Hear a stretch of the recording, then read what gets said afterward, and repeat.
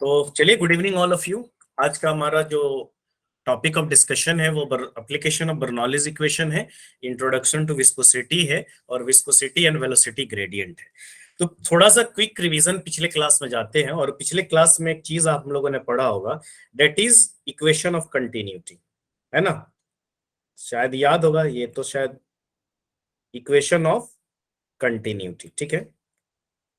और equation of continuity क्या कहता है कि velocity of flow of liquid, है ना?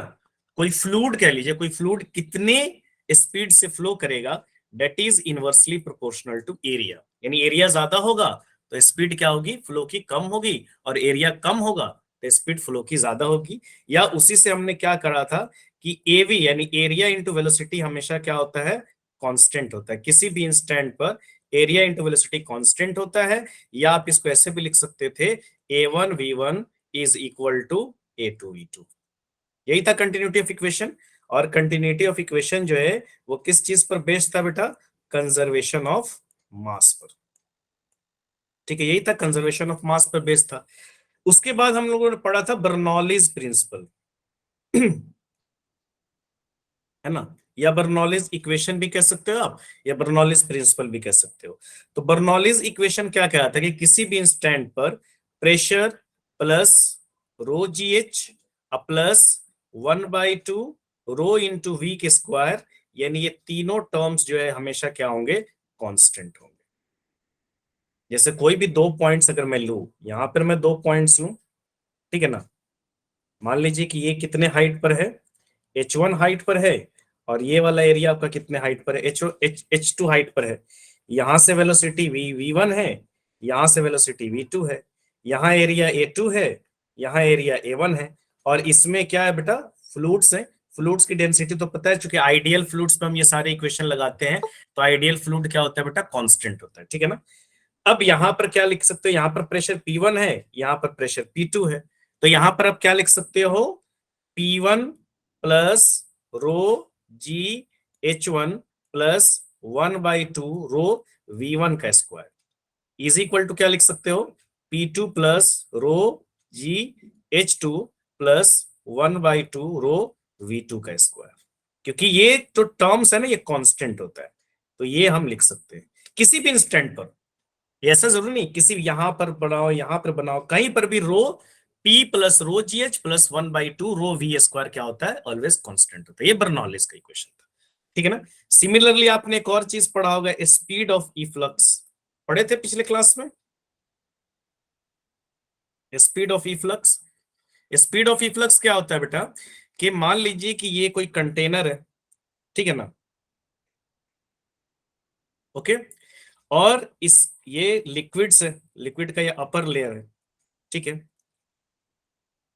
यहाँ एक होल है, तो इस होल से क्या होगा, वाटर बाहर आएगा। तो इस होल से वाटर कुछ ना कुछ वेलोसिटी से बाहर आएगा, जो मान लीजिए अपर लेवल से, इसको ओरिफिस भी बोलते हैं। यानी ये जो पॉइंट है बेटा, इसको ओरिफिस भी बोलते हैं, और अपर लेयर से वो एच हाइट पे है। तो वेलोसिटी ऑफ ओरिफिस, यानी sorry, velocity of liquid flow through the orifice, उस ओरिफिस से लिक्विड किस वेलोसिटी से फ्लो हो रहा है, उसके लिए हम क्या फॉर्मूला लगाते हैं, v is equal to √100 2gh।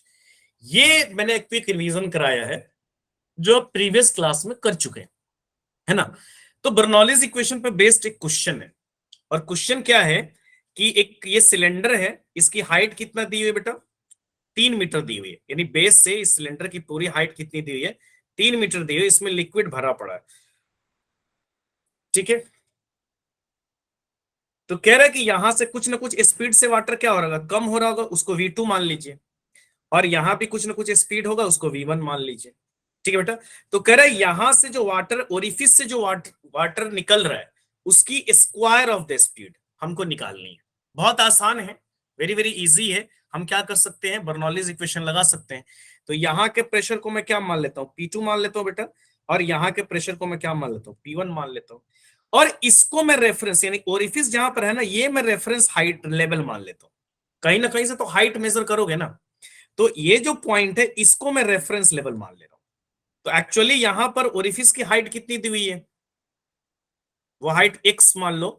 तो ये वाला कितना दिया हुआ है, x इज इक्वल टू कितना दिया बेटा, 52.5 सेंटीमीटर। तो मीटर में अगर इसको बदलोगे तो आपको क्या करना पड़ेगा, 52.5 डिवाइडेड बाई 100 करना पड़ेगा मीटर में बदलने के लिए बेटा, है ना। तो इज इक्वल टू क्या हो जाएगा, 0.525 मीटर। तो यहां से आपको हाइट, ये वाला हाइट निकालो, तो ये पूरा 3 मीटर है, उसमें से ये वाला क्या करना पड़ेगा, माइनस करना पड़ेगा। यानी एच अगर आप लोगे तो आप 3 में से क्या करोगे, 0.525 को क्या करोगे, माइनस कर लोगे। तो ये कितना आ जाएगा बेटा, 4 लिख रहा हूं, 2 ना। तो ये कितना आ जाएगा बेटा, 2, कितना 5 to आएगा, 5 डिवाइड किया 2.475 बेटा, सेंटीमीटर में दिया हुआ है, तो सेंटीमीटर को मीटर में बदलने के लिए हमने क्या किया बेटा, 100 से डिवाइड किया है। अब बर्नौलीज इक्वेशन यहां पे लगाइए। तो बर्नौलीज इक्वेशन क्या कहता है, P1 प्लस रो जी H1 प्लस 1/2 रो V1 का स्क्वायर इज इक्वल टू क्या हो जाएगा, P2 प्लस रो जी H2 प्लस 1/2 रो V2 का स्क्वायर। ये मैंने 1 माना है ऊपर वाले को, और ये मैंने 2 माना है। तो ऊपर वाला जो कंटेनर है उस पे किसकी प्रेशर लगेगी, एटमॉस्फेरिक प्रेशर लगेगा। क्यों एटमॉस्फेरिक प्रेशर लगेगा, क्योंकि ओपन है। तो एटमॉस्फेरिक प्रेशर क्या लगेगा, पी नॉट ले लो, प्लस में क्या लगेगा, रो जी, और एच कितना है आपका, आपने इसको माना है रेफरेंस पॉइंट ना, ये लेवल रेफरेंस माना है। तो आप रेफरेंस से वो हाइट लेते हो, हमेशा जो रेफरेंस लेते हो। देखो यहाँ पर मैंने ये रेफरेंस लेवल माना था, है ना। तो यहां से मैंने इस पॉइंट की हाइट और इस पॉइंट की हाइट ली थी। तो मैंने अब रेफरेंस लेवल ओरिफिस को ही मान लिया है। तो हाइट कितना उसकी आई है बेटा, 2.475 प्लस में कितना हो जाएगा, 1/2 रो V1 का स्क्वायर इज इक्वल टू, ये देखो ओरिफिस भी क्या है ना, ये जो होल है ये भी ओपन है बेटा। तो कोई भी चीज अगर ओपन होती है ना, तो उस पर प्रेशर किसका लगता है, एटमॉस्फेरिक प्रेशर लगेगा। तो यहाँ ये भी ओपन हो गया, तो यहाँ पर कौन सा प्रेशर लगेगा, एटमॉस्फेरिक प्रेशर लगेगा। तो यहाँ पर भी क्या लगेगा, P0 प्लस रो जी। अब चूंकि जहां पर आपका ओरिफिस है वही आपने रेफरेंस लेवल माना हुआ है, तो हाइट कितनी हो जाएगी बेटा, 0, क्योंकि वही आपने रेफरेंस लेवल माना हुआ है ना। तो हाइट कितनी हो जाएगी बेटा, 0, प्लस में क्या हो जाएगा, 1/2 रो, और क्या हो जाएगा बेटा, V2 का स्क्वायर। क्लियर है यहां तक। अब आप क्या कर दो, रो से रो आपका कैंसिल हो जाएगा, ये भी कैंसिल हो गया क्योंकि 0 हो गया। अब आपका क्या आ गया, रो जी इंटू 2.475 प्लस 1/2 रो V1 का स्क्वायर इज इक्वल टू क्या हो जाएगा बेटा, 1/2 रो V2 का स्क्वायर। इधर भी रो है दोनों साइड, इधर भी रो है, तो रो रो कट जाएंगे ना बेटा, रो को कॉमन ले लो, ऐसे रो को कॉमन ले लो। यहां मैंने रो को कॉमन ले लिया, तो क्या बच जाएगा बेटा, जी इंटू 2.475 प्लस 1/2 V1 का स्क्वायर इज इक्वल टू क्या हो जाएगा, 1/2 रो V2 का स्क्वायर। ठीक है बेटा। तो रो और रो दोनों साइड हैं, तो क्या हो जाएंगे बेटा, यहां रो और यहां रो कैंसिल हो गया। अब ये कितना बच गया, जी इंटू 2.475 प्लस 1/2 V1 का square is equal to 1/2 V2 का स्क्वायर। क्लियर है यहां तक, तो क्लियर होगा सभी आदमी को, ठीक है ना। अब V1 V2 को मैं एक साइड ले जाता हूं, कुछ ऐसा इक्वेशन बना बेटा मेरा, G into 2.475 is equal to क्या हो जाएगा, 1/2 V2 स्क्वायर तो था ही, पीछे देख लीजिए। इस V1 को मैं उस साइड ले जाके जा रहा हूँ, 1/2 V1 के स्क्वायर को, तो उधर जाके वो क्या हो जाएगा बेटा, माइनस हो जाएगा ना। तो ये कितना हो जाएगा, -1/2 V1 का स्क्वायर। जी की वैल्यू रख दीजिए 10 इंटू 2.475 इज इक्वल टू, आप क्या कॉमन ले लो, 1/2 V2 स्क्वायर कॉमन ले लो। V2 स्क्वायर कॉमन ले सकते हो ना। तो यहां पर तो V2 स्क्वायर कॉमन लोगे तो ये 1 हो जाएगा, -1/2, यहां क्या हो जाएगा, V1 का स्क्वायर बाई V2 का स्क्वायर। ये इसलिए हो गया क्योंकि इसमें V2 नहीं है, यहां पर V2 आपने कॉमन लिया ना, तो इस वाले में नहीं, तो नहीं। जैसे मान लो आप एक्स ऐसे लिखते हो, x प्लस वाई, अब आप इसमें x को कॉमन ले रहे हो, तो आप 1 प्लस, और y में x नहीं है तो आपको उससे डिवाइड करना पड़ेगा। बस समझ में रहे, तब ये जाके देखो, फिर मल्टीप्लाई करो, x plus y by x into x, cut जाएगा ये। ठीक है ना, तो यही काम मैंने यहां पर किया है। ठीक है, क्लियर है यहां तक, सभी आदमी को समझ में आ गया। यस अब सर। यहाँ पर, हाँ सभी आदमी को समझ, अब यहां पर तो एक इक्वेशन बन गई है बेटा मेरी। अब यहां पर देखो जरा, बड़ा सिंपल सा है, कह रहा है कि द एरिया ऑफ, यहां देखो, the ratio of the cross sectional area of the orifice and the beaker is, orifice का एरिया को आप क्या मान रहे हो, A2, आप बीकर के एरिया को आप क्या मान रहे हो, A1। तो कह रहा है ओरिफिस का एरिया और बीकर का एरिया का रेशियो जो है 0.1 है। यानी कुछ ऐसा है। तो आप कंटिन्यूटी इक्वेशन यहां पे लगा सकते हो बेटा, और कंटिन्यूटी इक्वेशन क्या कहता है, A1V1 इज इक्वल टू क्या हो जाएगा, A2V2। टू वाला आप ओरिफिस ले रहे हो, ए वाला एरिया ले रहे हो, तो यहां पर क्या हो जाएगा बेटा, V1/V2 इज इक्वल टू क्या हो जाएगा, A2/A1।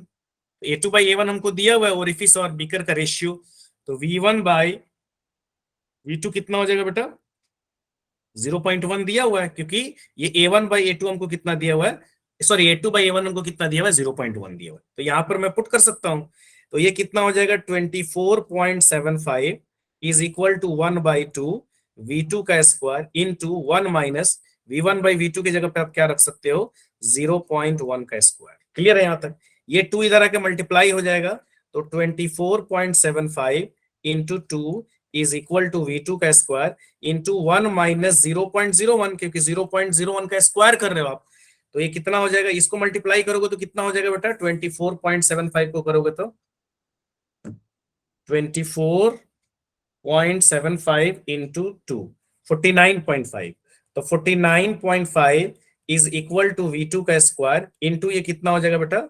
0.99 हो जाएगा, 1 में से घटा दोगे तो कितना हो जाएगा, 49.5 divided by 0.99 is equal to V2 का स्क्वायर।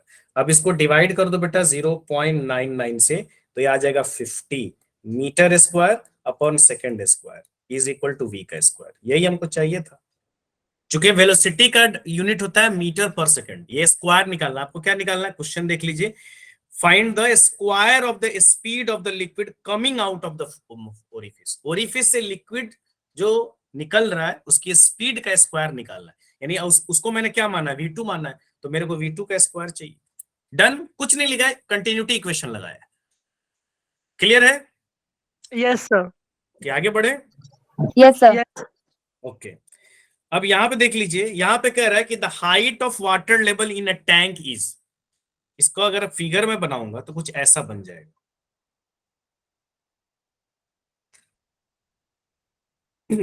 यहां पर एक होल है, ठीक है ना, तो इसमें क्या है बेटा, वाटर है,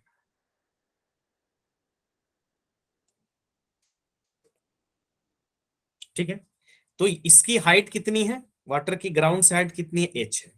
कह रहा है the height of water level in a tank is h, the range of water stream coming out, यहां से वाटर स्ट्रीम क्या हो रहा है, निकल रहा है, निकलेगा कि नहीं निकलेगा, कुछ ना कुछ तो स्पीड से निकलेगा, तो ये रेंज निकालना, जैसे प्रोजेक्टाइल मोशन में आप रेंज निकालते थे ना, वैसे ही रेंज निकालना है यहाँ, कितने मतलब दूर जाके वो गिरेगा।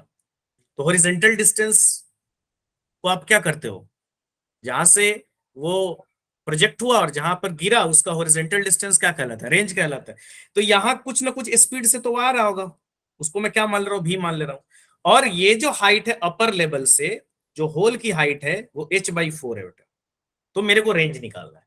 तो सबसे पहले अगर रेंज ऑफ इफ्लक्स की बात करूं, यानी अगर मैं रेंज निकालूं, अगर उसका फॉर्मूला निकालूं, रेंज ऑफ इफ्लक्स, उसको इफ्लक्स ही बोलते हैं। यानी यहां से क्या हो रहा है बेटा, यहां मान लीजिए यहां वाटर है, ठीक है ना, अपर लेवल ऑफ वाटर कुछ ना कुछ हाइट पर है, मैं रेंज का एक फॉर्मूला डिराइव कर रहा हूं, मतलब ध्यान से देखिएगा, ठीक है ना, ये कितने हाइट पर है बेटा, कैपिटल H हाइट पर है, और ये जो हाइट है जहां से होल है ये स्मॉल h हाइट पर। क्लियर है यहां तक, यहां से कुछ ना कुछ वेलोसिटी से वो निकल रहा होगा, है ना, और ये कुछ ऐसे आएगा, ऐसे आएगा, ऐसे आएगा, ऐसे आएगा, ऐसे गिरेगा, तो ये रेंज मेरे को निकालना है, यानी ये हॉरिजॉन्टल डिस्टेंस निकालना है। प्रोजेक्टाइल में भी कुछ ऐसा रेंज आप निकालते थे। तो सबसे पहले मेरे को बताओ कि ये जो ओरिफिस से लिक्विड आएगी, निकलेगी, तो वो कितने के स्पीड से निकलेगी, कोई बता सकता है? √2gh। हाँ, यानी स्पीड ऑफ फ्लक्स कितना हो जाएगा बेटा, √2gh। तो इनिशियली ये जो ऑब्जेक्ट यानी ये जो लिक्विड निकलेगा, तो इनिशियली जब निकलेगा तो उसकी डायरेक्शन किधर रहेगी, ओनली एक्स में रहेगी, वो बाद में जाके ऐसे आएगा, है कि नहीं। जैसे कोई चीज यहां से आप फेंक रहे हो, मान लो अब यहां से कोई चीज फेंक रहे हो, तो ये ऐसे जाएगा, ऐसे जाएगा, ऐसे जाएगा, ऐसे गिरेगा, प्रोजेक्टाइल पाथ बनाएगा due to gravity. But starting में तो ये केवल एक्स में है ना, बात समझ रहे हो ना, जैसे यहां से निकला तो इनिशियली तो एक्स में है, ये बाद में जाके एक्स और वाई दोनों में आया ड्यू टू ग्रेविटी। तो अगर मैं यहां पर कहूं कि इस इनिशियल वेलोसिटी कितनी है, तो u की तो हॉरिजॉन्टल में तो इनिशियल वेलोसिटी v है, लेकिन वर्टिकल में इनिशियल वेलोसिटी कितनी है बेटा? वर्टिकल में इनिशियल वेलोसिटी कितनी है शुरुआत में, तो बता सकता है?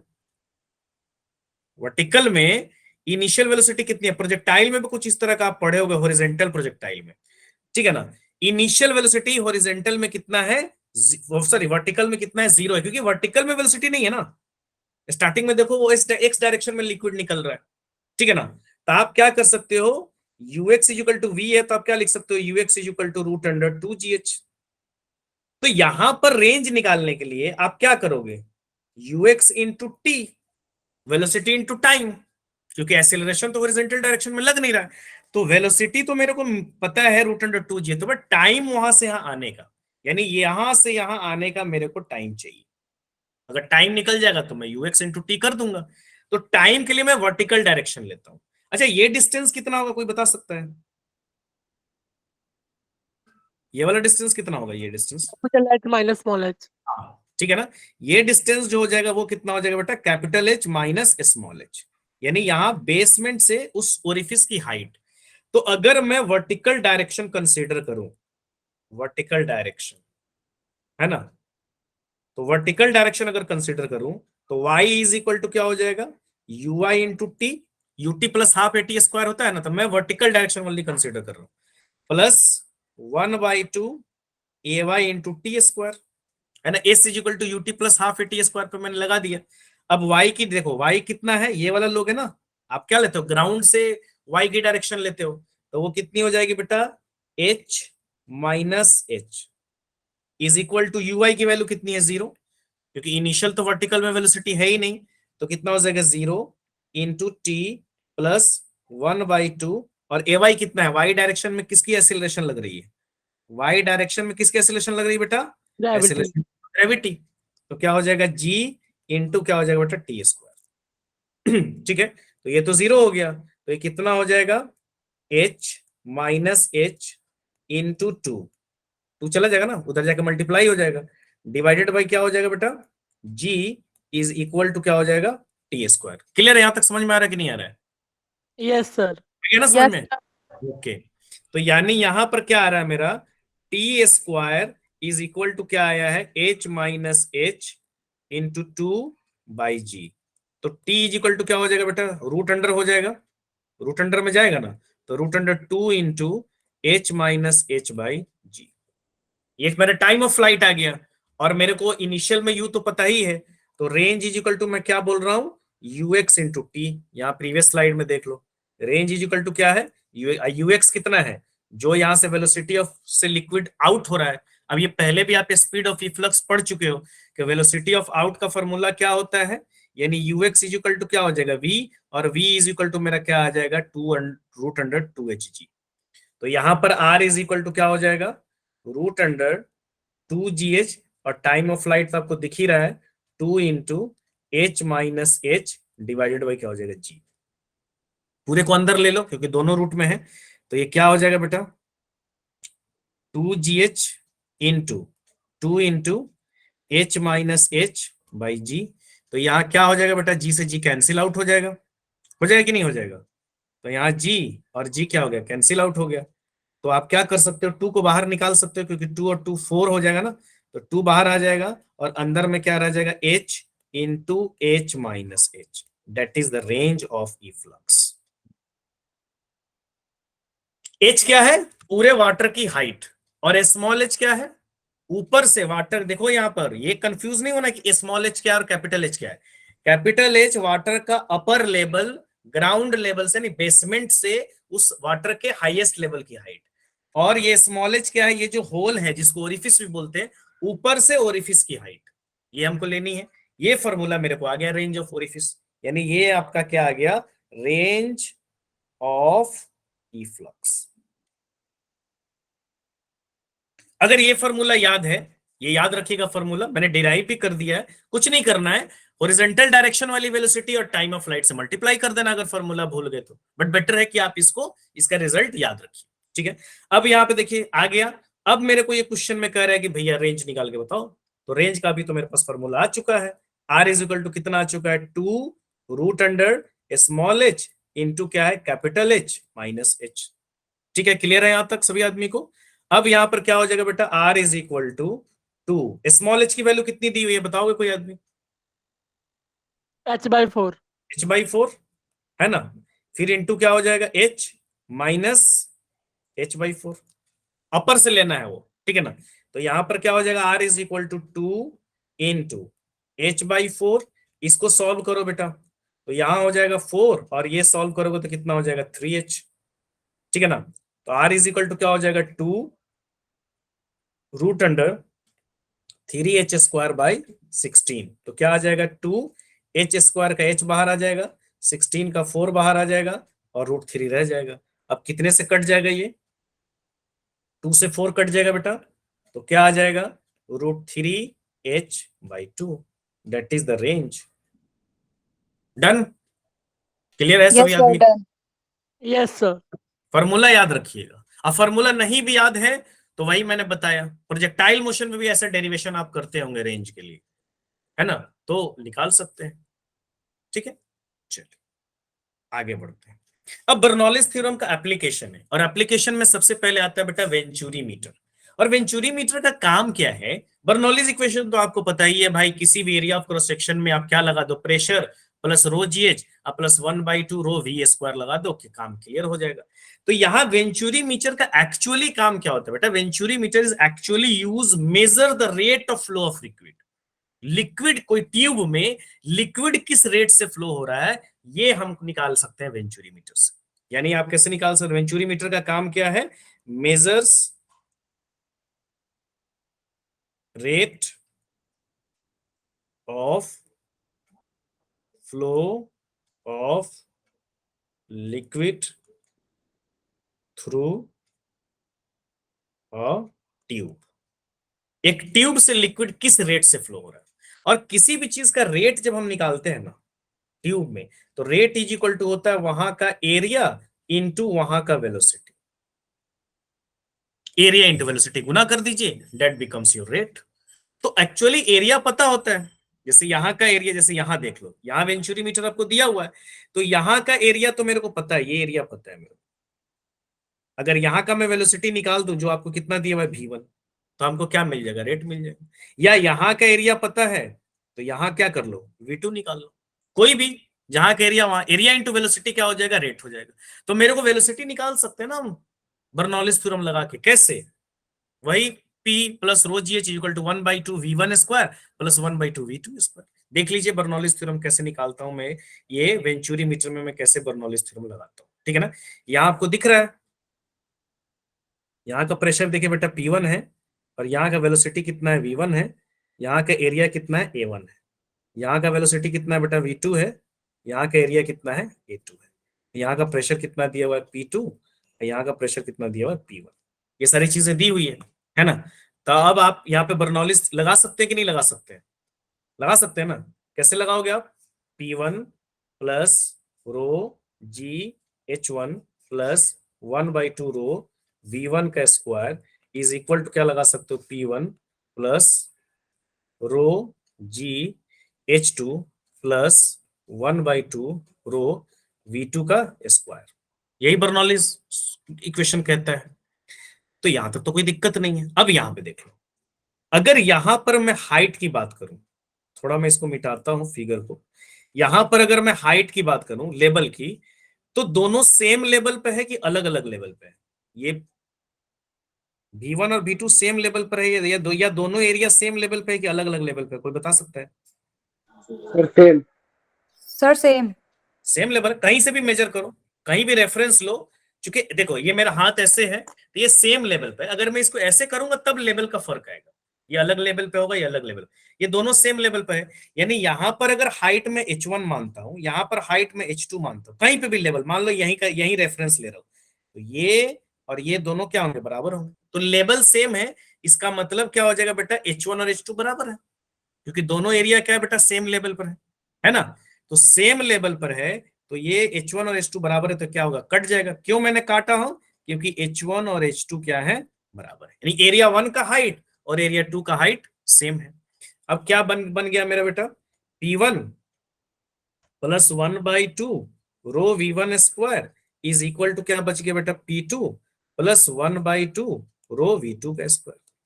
तो मैं P1 को एक जगह रखता हूं, रो वाले V1 V2 को एक जगह लेके जाता हूं, तो ये क्या हो जाएगा बेटा, P1 minus P2 is equal to क्या हो जाएगा, 1/2 रो V2 का स्क्वायर माइनस 1/2 रो V1 का स्क्वायर। क्लियर है यहां तक? आई थिंक यहां तक कोई डाउट नहीं होगा आपको। अब यहां पे देखो, P1 minus P2 is equal to 1/2 rho. आप V1 लो चाहे V2 लो, आपकी मर्जी, कोई भी कॉमन ले लो। अगर V1 लोगे तो rate of flow A2 into V2 करना होगा, आप V1 लोगे तो rate of flow A1 into V2 करना। तो मैं V1 यहां पर कॉमन ले लेता हूं, या V1 का स्क्वायर कॉमन ले लेता हूं। तो V1 का स्क्वायर कॉमन लोगे तो यहाँ क्या हो जाएगा बेटा, V2 का स्क्वायर डिवाइडेड बाई V1 का स्क्वायर माइनस 1, यही होगा ना। वही मैंने अभी कॉमन वाला बताया था कि कॉमन कैसे लेते हो, जो नहीं रहता है उसको डिवीजन में लेना पड़ेगा आपको, है या नहीं। अब यहाँ पे देखो प्रेशर का डिफरेंस, तो प्रीवियस क्लास में आपने पढ़ा होगा, जैसे यहां पर H है तो यहां पर प्रेशर का डिफरेंस होगा, और प्रेशर का डिफरेंस ऑफ प्रेशर आपने क्या पढ़ा था, कोई बता सकता है? हाइट के वजह से जो प्रेशर का डिफरेंस होता है, तो प्रेशर का डिफरेंस कितना होता है, रो जी एच। ये हाइट, ये कॉलम का हाइट, ट्यूब का हाइट, ये वाला हाइट, हाइट की वजह से जो प्रेशर का डिफरेंस होता है तो वो रो जी एच होता है। पिछले क्लास में आपने पढ़ा भी होगा प्रेशर वाले फ्लूइड्स में। तो यहाँ पे P1 माइनस P2 की जगह पे आप क्या लिख सकते हो, rho ji H is equal to 1/2 rho V1 का square into V2 by V1 का मैं क्या कर दे रहा हूं, होल स्क्वायर माइनस 1। तो यहाँ क्या हो जाएगा बेटा, रो से रो को हटा दो, तो यहाँ रो और रो कैंसिल हो जाएगा, ये 2 इधर आके मल्टीप्लाई हो जाएगा। तो आप क्या लिख सकते हो, 2GH is equal to V1 का स्क्वायर इंटू V2 का स्क्वायर बाई V1 का होल स्क्वायर कर देता हूं। बहुत आसान है, एकदम सिंपल, स्टेप बाय स्टेप। वही बर्नौलीज का इक्वेशन पता है तो बाकी चीजें तो आप स्टेप बाय स्टेप कर सकते हो। स्क्वायर माइनस 1 ये आ गया, इसको इक्वेशन नंबर 1 मान लेता हूं। अब कंटिन्यूटी इक्वेशन क्या कहता है बेटा,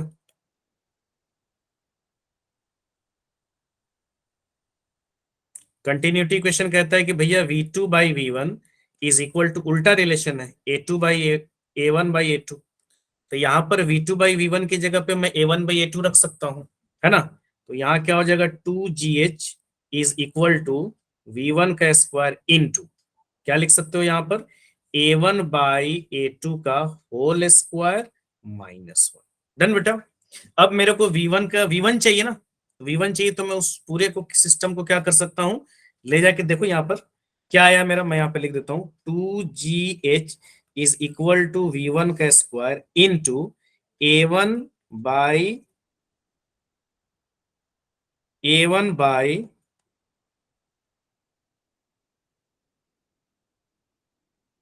यहां पर क्या लिख सकते हो बेटा, बताएगा कोई आदमी?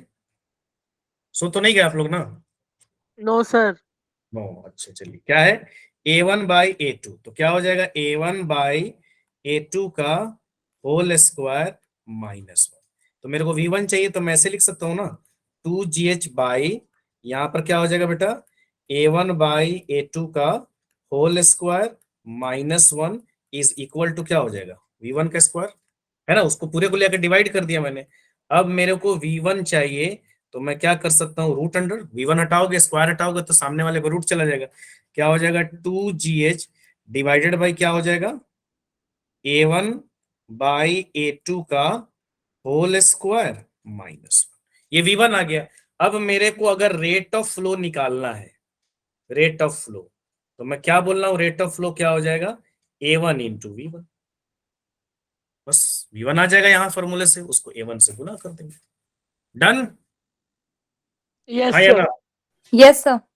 कुछ करना नहीं है, बर्नौलीज लगा देना है भैया दोनों पॉइंट पर। यहां देख लो, ये पॉइंट पर मैं इसको थोड़ा मिटा रहा हूं, शायद आपको अच्छे से समझ में आ जाए, ठीक है ना। दोनों पॉइंट पर आप क्या करोगे, दोनों एरिया पर बर्नौलीज लगा दो। बर्नौलीज का आपको जनरल इक्वेशन पता है, P प्लस रो जी एच प्लस 1/2 V स्क्वायर।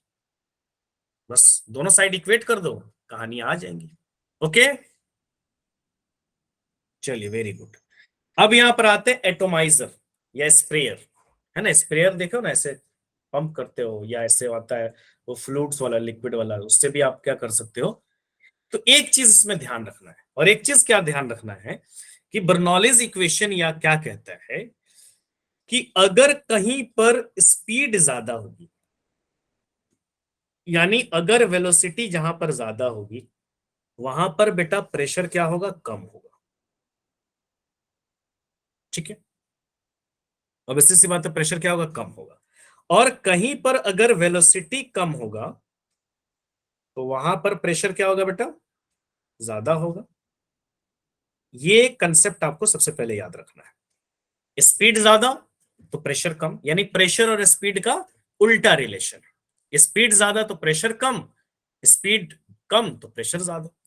तो यहां पर एटोमाइजर कैसे काम करता है या स्प्रेयर कैसे काम करता है, बड़ा सिंपल है, बहुत सिंपल सा कंसेप्ट है इसका, बहुत सिंपल। यहां एक्चुअली एयर है कि नहीं है, इस ट्यूब में एयर है ना, है बेटा, Yes, sir. Yes, sir. है। यहां पर भी एयर है, इसको मैं थोड़ा बड़ा कर रहा हूं, शायद आपको अच्छे से समझ में आएगा। ये दोनों जगह एयर है ना बेटा, Yes, sir. यहां पर भी एयर है। अच्छा ये बताओ कि अभी मैंने कुछ किया नहीं है, तो यहाँ का एयर भी क्या है, रेस्ट पर है, रुका हुआ है कि नहीं रुका हुआ है, Yes, Yes, रुका sir. हुआ है। Sir. और यहाँ जो एयर है बेटा, थोड़ा बहुत रैंडम मोशन को वो मैं नेग्लेक्ट करता हूं, यहां पर भी क्या है बेटा, रेस्ट पर है। तो जो यहाँ का प्रेशर कितना है बेटा, P1 है, और यहाँ का प्रेशर कितना कह रहा है, P2 है। दोनों एयर रेस्ट पर है, यानी दोनों रुका हुआ है, दोनों में स्पीड नहीं है, नेग्लिजिबल स्पीड है। इसका मतलब कि दोनों प्रेशर बराबर होगा, होगा या नहीं होगा। Yes, sir. तो जब एयर रेस्ट पर है, यानी इनिशियली एयर रेस्ट पर है, तो एयर रेस्ट पर है बेटा, तो यहां पर क्या हो जाएगा, P1 is equal to P2, कोई प्रॉब्लम नहीं है, कोई इश्यूज नहीं है। अब जैसे आपने इस पिस्टन को दबाया, आपने लिया और अपने क्या, चलो भैया पिस्टन को दबाया, तो पिस्टन को दबाया तो यहाँ का एयर अब मूव करेगा कि नहीं करेगा, बताओ हाँ या ना। Yes, sir. हाँ सर, करेगा। मूव करेगा ना। अब यहाँ का एयर मूव करेगा, लेकिन यहाँ का एयर अभी भी क्या है, बताना जरा, रेस्ट Yes. पे। जो रेस्ट पर है। ट्यूब वाली एयर को आपने पुश किया, यानी ट्यूब वाली एयर को आपने वेलोसिटी दिया। तो जैसे ही आपने पिस्टन को पुश किया, तो ये बताओ मेरे को कि जैसे ही आपने पिस्टन को पुश किया तो क्या होगा, इसमें वेलोसिटी आएगी, यानी यहां पर जो क्या कहते हो, ट्यूब जो है, तो उस ट्यूब में क्या आएगा बेटा, अब तो ये रेस्ट पे नहीं है, अब ये क्या है बेटा, अब यहाँ का एयर क्या हो गया, बताओ जरा हाँ या ना, मोशन में है ना, बोल ले भाई। Yes. यहाँ का एयर क्या जी आ गया बेटा, मोशन में आ गया। मोशन का मतलब कुछ ना कुछ स्पीड से यहाँ की एयर निकली। अब यहाँ का प्रेशर बेटा P2 है, और यहाँ का प्रेशर P1 है। अब मेरे को बताओ कहाँ का प्रेशर ज्यादा होगा, कहाँ का प्रेशर कम होगा। वेलोसिटी ज्यादा तो प्रेशर कम, तो कहाँ की वेलोसिटी ज्यादा है, ट्यूब की वेलोसिटी ज्यादा है ना भाई, बोल रहे Yes, हो। sir. ट्यूब यस में सर, तो प्रेशर यहाँ कम का एयर तो लगेगा। अभी भी रेस्ट पर है बेटा, यहाँ का एयर तो अभी भी रेस्ट पर है। जो कोनिकल फ्लास्क है वहां का एयर तो अभी भी रेस्ट पर है। आपने तो ट्यूब वाले एयर पे मारा पुश, पिस्टन तो आपने ट्यूब वाले एयर को किया। तो यहाँ एयर की आई वेलोसिटी, तो यहाँ का प्रेशर हो गया बेटा ना कम। यहाँ अभी भी एयर क्या है, रेस्ट पर, तो यहाँ का प्रेशर क्या हो गया, ज्यादा, मैंने पहले जितना था यहाँ का प्रेशर कम हो गया। अब बताओ high pressure to low pressure क्या लगता है, force. Force always exist from high pressure to low pressure. तो नीचे से फोर्स लगेगा कि नहीं, किधर की तरफ, किधर लगेगा, नीचे से ऊपर की तरफ लगेगा। तो ये लिक्विड पर भी एक फोर्स लगेगा, और ये लिक्विड कहाँ आएगा, इस ट्यूब में होता हुआ कहाँ पहुंचेगा, यहाँ पहुंचेगा, है ना। समझ में बात आ रही कि नहीं, Yes, sir. है ना। Due to pressure difference, initial में ट्यूब में नहीं होगा, इनिशियल में इस ट्यूब में वाटर नहीं होगा, बिकॉज इनिशियली तो दोनों एयर रेस्ट पर है, दोनों जगह प्रेशर सेम है। अब दोनों जगह भाई प्रेशर सेम है तो कुछ नहीं होना है ना। थोड़ी देर के बाद आपने जैसे ही ट्यूब वाले एयर को, ये जो ट्यूब है जहां पे P2 है, बी वाला जो कह लो, पिस्टन को जैसे आपने दबाया, वेलोसिटी आया, अंदर की ट्यूब की प्रेशर हो गई कम। तो प्रेशर हो गई कम, तो आपको पता है कि प्रेशर हमेशा कहां से, फोर्स हमेशा कहां लगता है, low pressure to high pressure. अब फोर्स लगेगा तो ये लिक्विड यहां पहुंचेगा, है ना। यहां से होता हुआ लिक्विड कहां पहुंचेगा, नहीं पहुंचेगा कि नहीं पहुंचेगा, कहां पहुंचेगा बेटा, फोर्स लगेगा ना यहाँ पर, टन टन। ये फोर्स होता हुआ ये लिक्विड कहाँ पहुंचेगा, यहां पर पहुंच जाएगा कि नहीं पहुंचेगा। Yes, sir. हो जाएगा आप सर। चूंकि को पुश कर रहे हो तो एयर के साथ ये पानी भी होता हुआ क्या हो जाएगा बेटा, स्प्रे हो जाएगा। स्प्रे। समझ गया concept, due to Yes, the sir. Difference in pressure. और आपको ये बात याद रखनी है, ये वाला कंसेप्ट याद रखना है आपको, तब जाके आप इसको सॉल्व कर पाएंगे। वेलोसिटी ज्यादा तो प्रेशर कम। सीधे ये कह लो कि पी, प्रेशर और वेलोसिटी एक दूसरे का दुश्मन है, मतलब उल्टा है ना। दोस्त रहेंगे तो साथ साथ चलेंगे, दुश्मन रहेंगे तो उल्टा चलेंगे। वो ईर घाट तो कहते हो ना, वीर घाट। ठीक है, समझ में आ गई बात। Yes, sir. Okay, Yes, टेटोमाइजर sir. कैसे काम करता है, ठीक है। अब आ जाइए नेक्स्ट, क्या blood flow and heart attack. Heart attack कैसे हो जाता है, बड़ा अच्छा बात है, आप सब डॉक्टर बनने वाले हैं तो हार्ट अटैक के बारे में जानकारी रहना भी चाहिए। मैथ के स्टूडेंट्स हैं कि बायो के स्टूडेंट है यहाँ पे। Sir, math. Sir math, bio के। ओके चलिए। तो हार्ट अटैक के बारे में तो ये जनरल सी बात है, आज के केसेस भी बढ़ रहे हैं, तो ये तो सभी को जानकारी होना चाहिए कि नहीं होना चाहिए। Yes, sir. एक्चुअली क्या होता है ना, आपको पता है कि आर्टरीज के थ्रू हमारा ब्लड क्या होता है, फ्लो करता है। वेन्स के थ्रू हार्ट से आ रहा है, यानी ब्लड आ रहा है इधर से, आ रहा है। कहां से आ रहा है, हार्ट से आ रहा है। हार्ट ने पंप किया ब्लड को पूरे बॉडी में पहुंचाने के लिए, तो आर्टरीज के थ्रू बॉडी में जा रही है। और आती है हार्ट में किससे, वेन्स से आती है ना, आर्टरियन वेन्स होते हैं ना, हार्ट में आती है, फिर उधर से कहां पर, वेन्स में, और जाती किधर है, आर्टरी से। तो एक्चुअली क्या ना कुछ तो ब्लड की स्पीड होगी, होगी या नहीं होगी।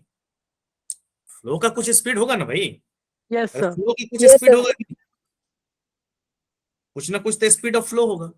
अब क्या होता है, ओल्डर एज में या नॉर्मली हम खाने पीने का ध्यान नहीं रखते हैं, या एक्सरसाइज ज्यादा नहीं करते हैं, या जंक फूड हम ज्यादा खाते हैं, फैटी फूड ज्यादा खाते हैं, तो इन सब चीजों की वजह से क्या होता है कि हमारे आर्टरीज में कोलेस्ट्रॉल जमा होना शुरू हो जाता है। टन, ये कोलेस्ट्रॉल जमा हो गया जमा, इसको आप प्लेग भी बोलते हो, ठीक है बेटा।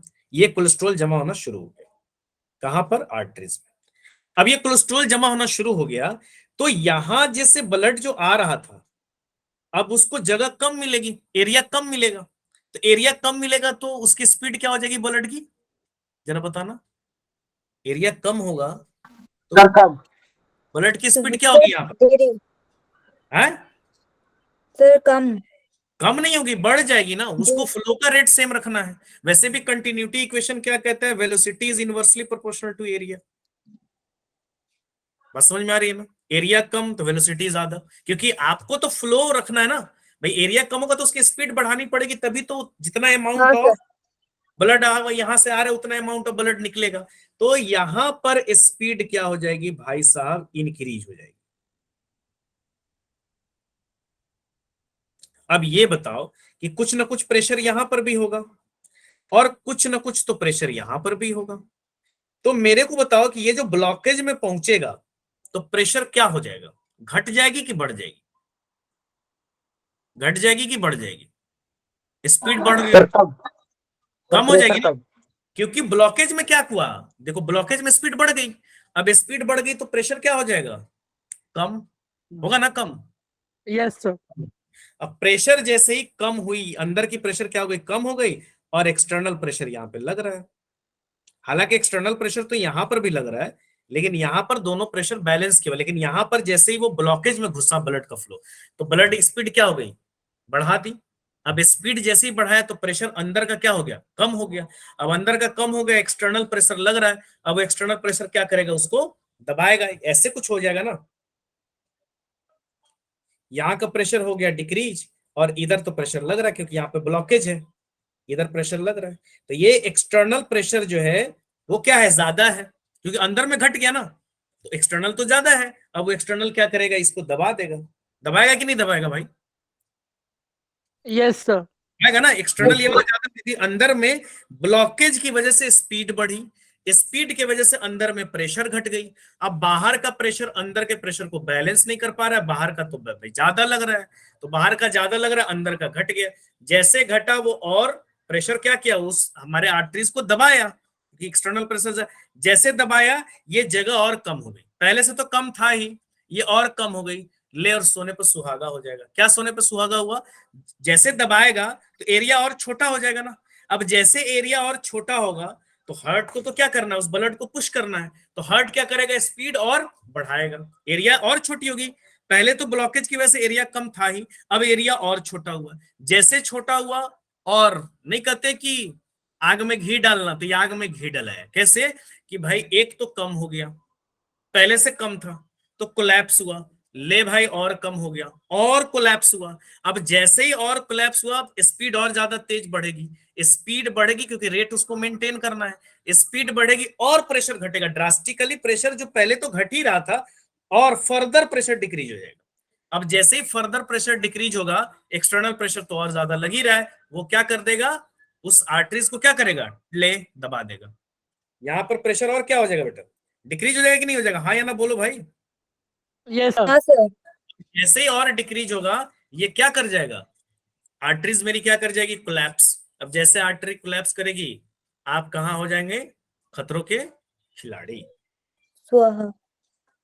जैसे कोलैप्स होगी, ब्लड का फ्लो बंद, पर्सन को क्या आता है, शॉक आ जाता है, अटैक आ जाता है। समझ गए कि हम किस प्रिंसिपल पे काम कर रहे हैं, it is the Bernoulli's equation. Okay, चलिए Yes, समझ में आ sir. गया ना? ओके चलिए सर। अब आ जाइए, blowing of the roof during storm. आंधी तूफान में देखे होइएगा ऊपर वाला छत को उखाड़ दिया। खास तौर पर आप देखे होंगे वो चदरे वदरे का जो लगा हुआ रहता है ना, एल्बेस्टस वगैरह, या वो जो टीन वीन का जो लगा रहता है, तो उसको क्या कहता है, झोपड़ी वोपड़ी जो होता है तो उसको उखाड़ देता है। ये भी उसी प्रिंसिपल पे काम करता है, क्या कि भैया वेलोसिटी ज्यादा, सब उसी प्रिंसिपल पे काम कर रहे हैं।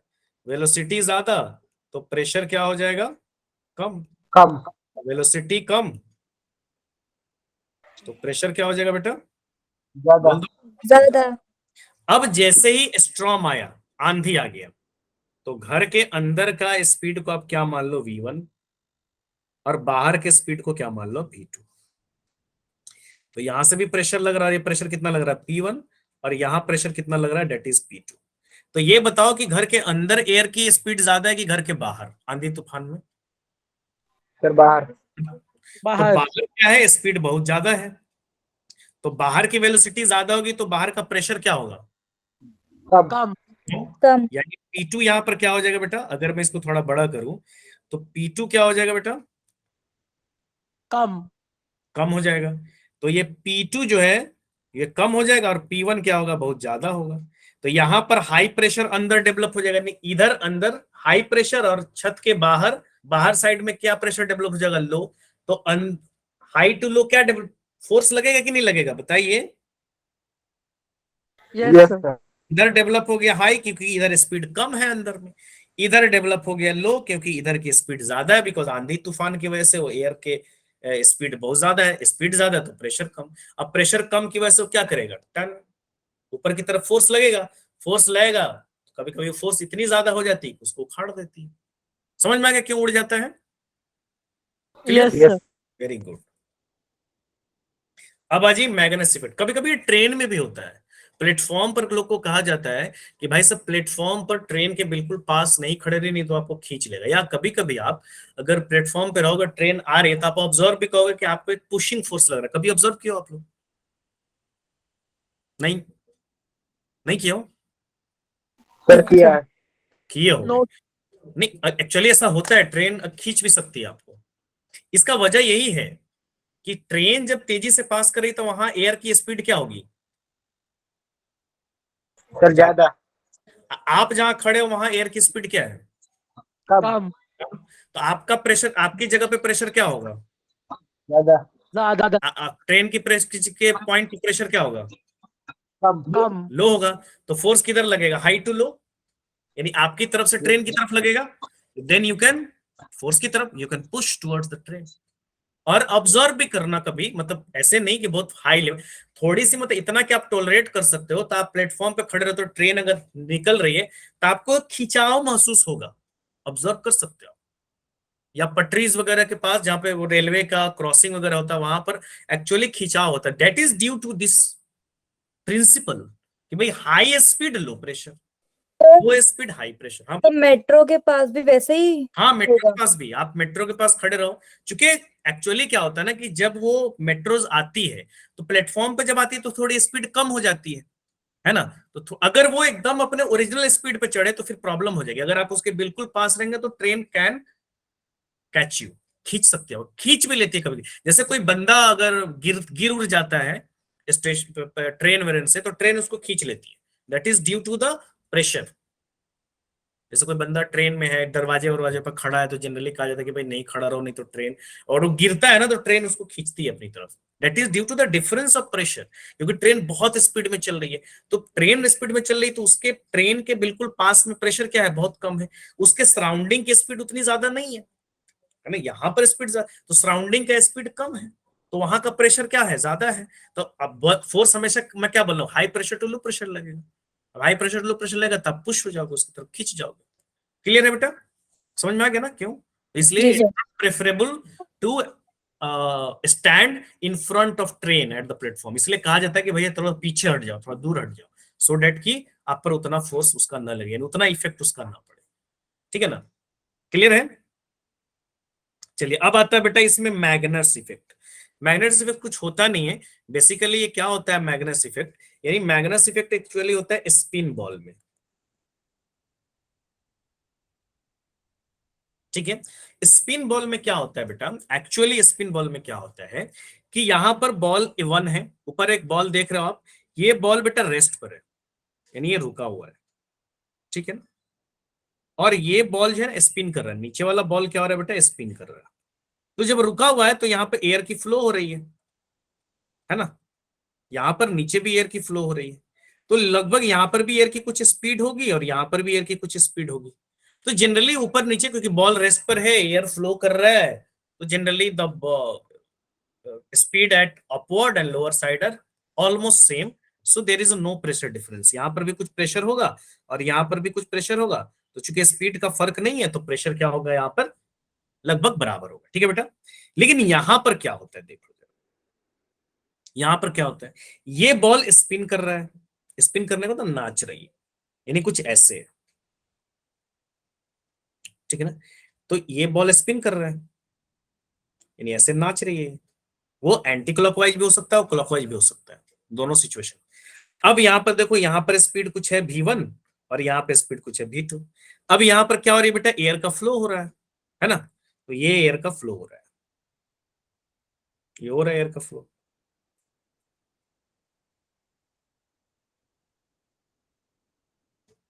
तो मेरे को बताओ कि नीचे देखो, नीचे एयर की फ्लो हो रही है और बॉल की स्पीड की डायरेक्शन भी किधर है, नीचे, सामने ही है ना।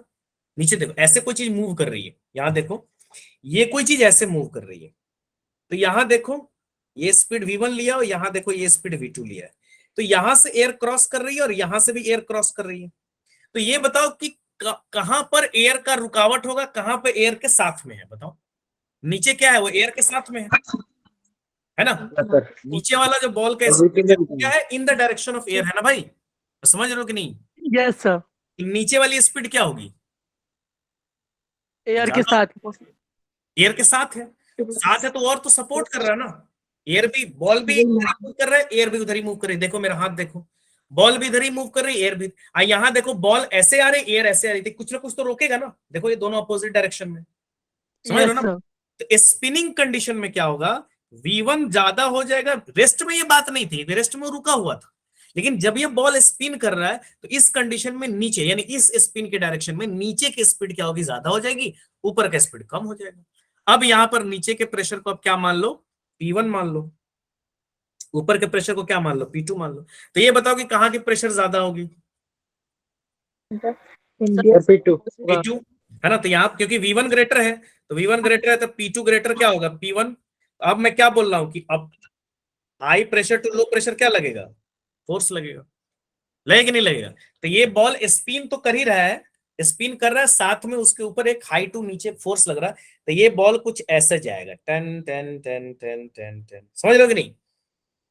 डायरेक्टली नीचे नहीं जाएगा because they are spinning also. Okay, समझ बात आ गई? That is known as diagonal effect. और ये कंसेप्ट, ये प्रिंसिपल का इस्तेमाल फुटबॉल वाले खिलाड़ी भी करते हैं। जैसे प्लेयर यहाँ पर खड़ा है, उसको गोल करना है कुछ ऐसे नाच के, है ना, कि चलो भाई प्लेयर से दूर हट के वो गोल जाके टकरा जाए। अभी फीफा वर्ल्ड कप चल रहा है, यू कैन ऑब्जर्व, बड़े बड़े खिलाड़ी है तो क्या करते हैं कि भाई यहाँ पर गोल है और यहाँ से इसने मारा तो ये फुटबॉल ऐसे जाके कुछ ऐसे चला जाए, तो क्या है, ऐसे नाचा ना, स्पिन किया, because they're spinning and the air की रोटेशन की वजह से वो क्या हो जाएगा, एयर के फ्लो की वजह से क्या हो जाएगा, बॉल थोड़ा टिल्ट करके कर्व्ड पाथ करके जाएगा। समझ में आ गया बेटा कि नहीं? Yes, sir. Okay, very Yes, sir. अब आ जाइए विस्कोसिटी। थोड़ा सा और टाइम लेंगे आपका, ज्यादा टाइम नहीं लेंगे। विस्कोसिटी क्या होता है, कोई आदमी बता सकता है what is the viscosity? Viscosity actually बेटा क्या है, फ्लूइड फ्रिक्शन।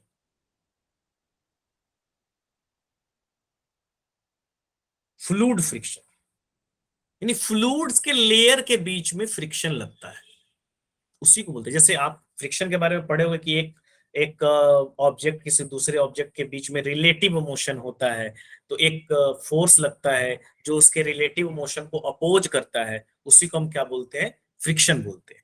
तो फ्लूइड्स का लेयर जो है ना, जैसे ये मान लीजिए डिफरेंट लेयर्स ऑफ फ्लूइड्स,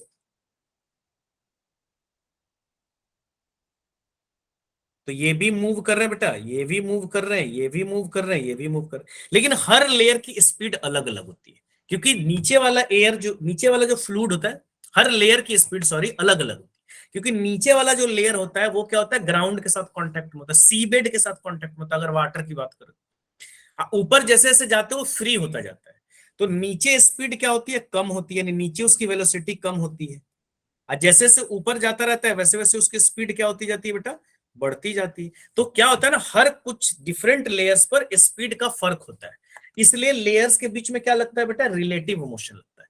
तो ये जो एक लेयर, यानी एक लेयर है मान लो, है ना, उसके ऊपर दूसरी लेयर है, तो ये कुछ और स्पीड से जा रही है, ये कुछ और स्पीड से जा रही है, तो इन दोनों के बीच में क्या हो रहा है बेटा, रिलेटिव मोशन हो रहा है। दोनों सेम स्पीड से जाती तब तो कोई दिक्कत नहीं था, तब फ्लूइड फ्रिक्शन नहीं लगता, तब विस्कोसिटी नहीं होता वहां, है ना, लेकिन दोनों क्या है, डिफरेंट डिफरेंट स्पीड से जा रही है, that's why there is a fluid friction, है ना।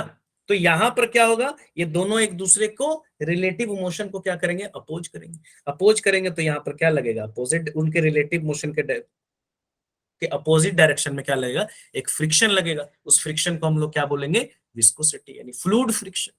फ्लूइड्स के लेयर्स के बीच में जो फ्रिक्शनल फोर्स लग रहा है, that is known as viscosity.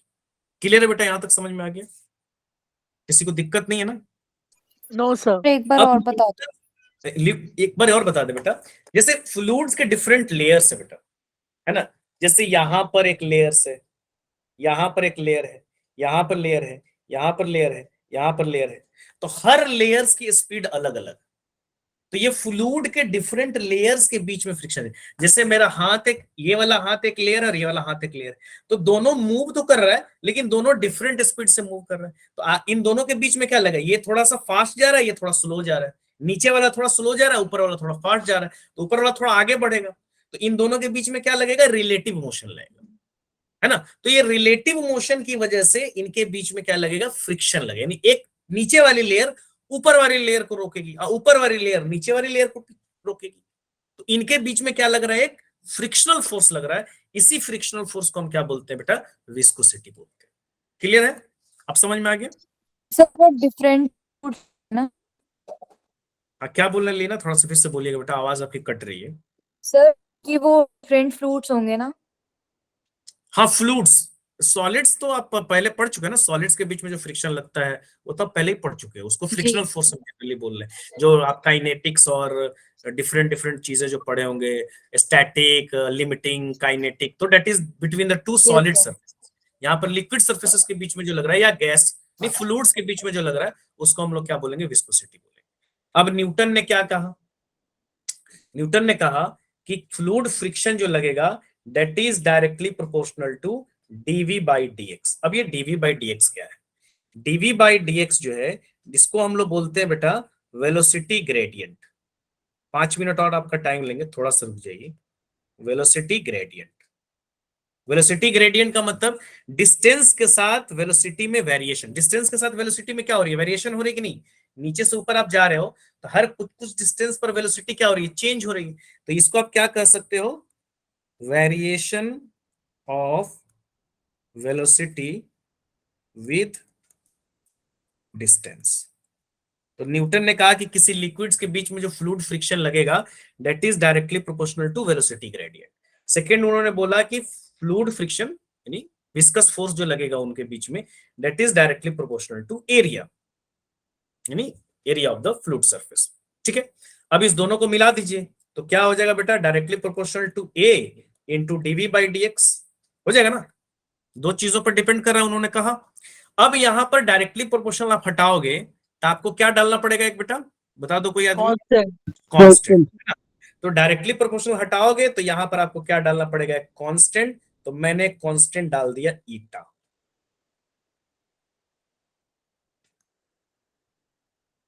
जिसको हम लोग क्या बोलते हैं, कोफिशिएंट ऑफ विस्कोसिटी। जैसे वहां पर कोफिशिएंट ऑफ फ्रिक्शन लगा रहे थे ना, म्यू, याद है फ्रिक्शनल फोर्स में। तो यहां पर क्या हो Yes. जाएगा बेटा, कोफिशिएंट ऑफ विस्कोसिटी। क्लियर है। यानी फ्लूइड फ्रिक्शन के बारे में बात करोगे तो फ्लूइड, एफ भी लिख देता हूं मैं, फ्लूइड फ्रिक्शन ये क्या हो जाएगा, ईटा ए और क्या लगेगा, डीवी बाई डीएक्स। और यहां पर मैंने क्या लगा दिया, माइनस। माइनस साइन क्यों लगाया, कोई बता सकता है।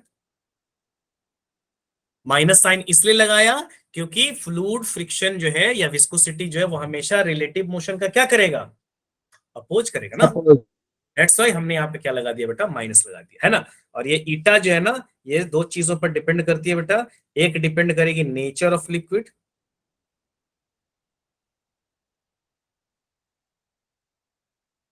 और दूसरा ईटा डिपेंड जो करेगा वो करेगा टेम्परेचर। ईटा तो समझ ही गया आप, ठीक है ना। और ईटा की जो यूनिट होती है, ईटा की जो यूनिट होती है बेटा वो होती है newton second upon metre square. मैं छोड़ रहा हूं बहुत जल्दी आप लोगों को। इसको बोलते हैं न्यूटन सेकेंड पर मीटर स्क्वायर, और इसको हम डेका पॉइस भी बोलते हैं। क्लियर है, समझ के बात यहां तक। Yes, Yes, sir. sir. Okay, एक चीज बस लास्ट बता रहा हूं, ठीक है ना, effect of temperature. Effect of temperature on viscosity. Viscosity का टेम्परेचर के साथ क्या इफेक्ट है, ठीक है ना। तो अगर लिक्विड है, यानी कि लिक्विड है, यानी फ्लूइड्स लिक्विड भी हो सकते हैं बेटा और गैस भी हो सकते हैं। तो अगर आप टेम्परेचर को बढ़ाओगे तो उसकी विस्कोसिटी क्या होगी, विस्कोसिटी क्या होगी, घटेगी। क्यों, क्योंकि n जो है वो डायरेक्टली प्रोपोर्शनल टू होता है 1/√T। तो टेम्परेचर बढ़ेगा तो n घटेगा, n घटेगा तो फ्लूइड फ्रिक्शन क्या होगा, कम होगा। और अगर गैस है बेटा, तो अगर आप टेम्परेचर को बढ़ाओगे तो उसकी विस्कोसिटी भी क्या हो जाएगी, बढ़ेगी। क्यों, क्योंकि यहां ईटा डायरेक्टली प्रोपोर्शनल टू √T। दोनों अलग अलग है। और इसका वाइस वर्सा भी बोल सकते हो, है ना, उल्टा भी बोल सकते हो आप। मैंने एक चीज बताई कि टेम्परेचर बढ़ाओगे तो विस्कोसिटी घटेगी, तो लिक्विड में मैं बोल रहा हूँ टेम्परेचर बढ़ाओगे तो विस्कोसिटी घटेगी, तो आप ये भी बोल सकते हो कि टेम्परेचर घटाओगे तो विस्कोसिटी बढ़ेगी। यानी यहाँ पर n जो है 1/√T पे डिपेंड करता है, इनवर्स में है। और यहाँ पर गैस में n यानी ईटा जो है वो डायरेक्टली प्रोपोर्शनल टू किस पे डिपेंड कर रहा है बेटा, √T। n बढ़ेगा तो फ्लूइड फ्रिक्शन बढ़ेगा, और n घटेगा तो फ्लूइड फ्रिक्शन घटेगा। क्लियर है यहाँ तक। चलिए, thank you very much to all of you for joining this session. Have a wonderful day, all of you. Thank you, Sir, sir. thank you for this amazing session. Bye. Thank you. Bye.